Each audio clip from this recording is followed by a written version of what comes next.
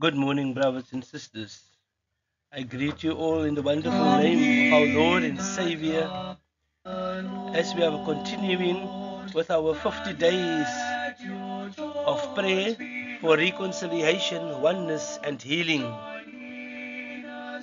We are busy with John chapter 17, where Jesus prayed for his disciples to become one.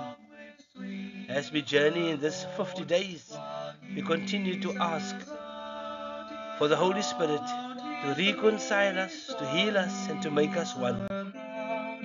Day 7, humility, our motto. Do nothing out of selfish ambition or vain conceit. Rather, in humility, value others above yourself, not looking to your own interest, but each of you to the interest of the others. In your relationship with one another, have the same mindset as Christ Jesus, who being in very nature God, did not consider equality with God something to be used to his own advantage. Philippians 2 verse 3 to 6.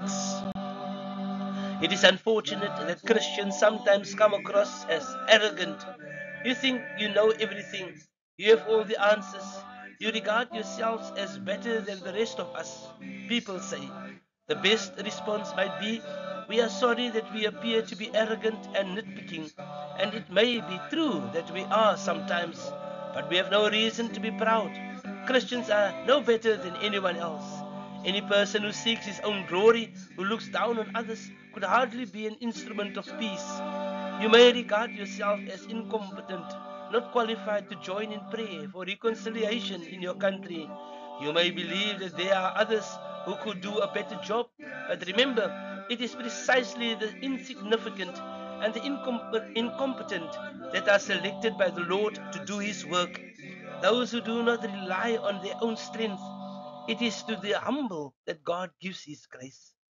Our scriptures to meditate on before praying: Philippians chapter 2 verse 3 to 11, 2 Chronicles chapter 7 verse 14, Zephaniah chapter 2 verse 3, Ephesians chapter 4 verse 2, chapter 5 verse 2, James chapter 4 verse 6 to 7. Our prayer points for me: Father, I pray because of your great goodness, make known to me and take from my heart every kind and form and degree of pride, with the depth and truth of that humility which can make me capable of your light and Holy Spirit. Reject every thought but that of waiting and praying in this matter from the bottom of your heart with such truth and earnestness as people in pain wish to pray and be delivered from. We pray for us, pray for the Holy Spirit to help us as the Church of God in our nation to truly humble ourselves before Him, so that together we can hear from Him and find the solution for our troubled and traumatized nation. Pray that our hearts will be truly humble and broken, and that no pride or prejudice will destroy our fragile unity that is beginning to form. Pray that the Holy Spirit will help us to trust God and to trust one another in this process of reconciliation. We pray for them.